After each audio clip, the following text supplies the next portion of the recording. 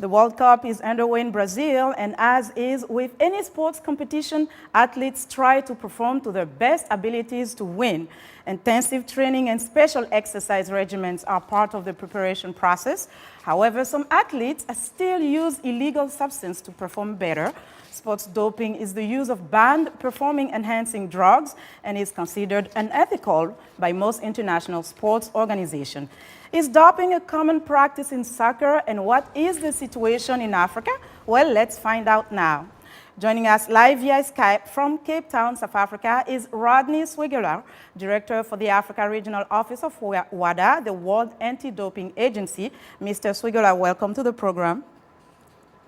Thank you very much for having me. So first of all, let me ask you this. How common is doping in soccer? We've heard about doping in track and field, about cycling, but what about football?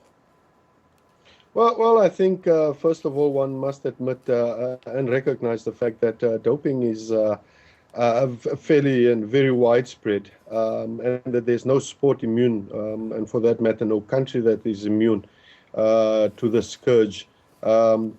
Soccer, football, they've had their fair share of cases, and one should always just be vigilant to make sure that even if percentages are low, that it is kept at that level, and that athletes and those supporting them are educated to understand the implications of such practices.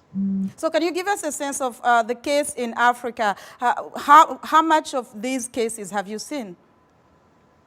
Well, we've had a fair number of cases in football, but we should also recognize the fact that in Africa, we do not have a long tradition of anti-doping.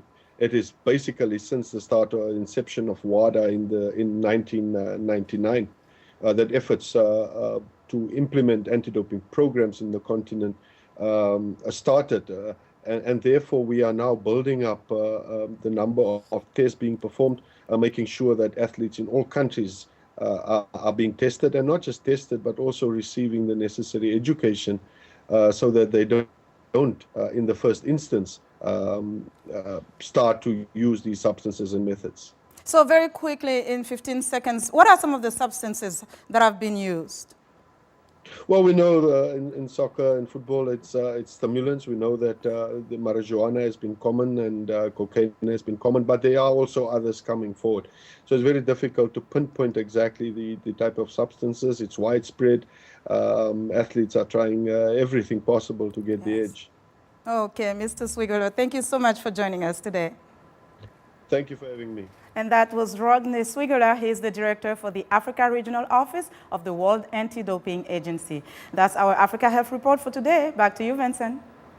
Well, thanks a lot, Linord. Be sure to watch Linord's report every Tuesday and Thursday for the latest health news in Africa.